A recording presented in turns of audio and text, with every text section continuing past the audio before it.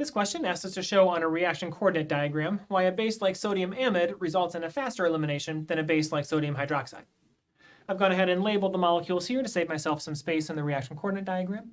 So the question is asking why A plus B is faster to form D and why A plus C is slower to form D. The starting material and the product are the same, so they'll have the same energy, so that must not be the difference here. The difference must be in the reagents B and C. B is a stronger base. Sodium amide is a stronger base. It is a less stable base, which means it's higher in energy than sodium hydroxide. Sodium hydroxide is a more stable base than sodium amide, and so it is lower in energy. So if we start with the sodium hydroxide might start here as A plus C. It will go through some kind of transition state to form product D.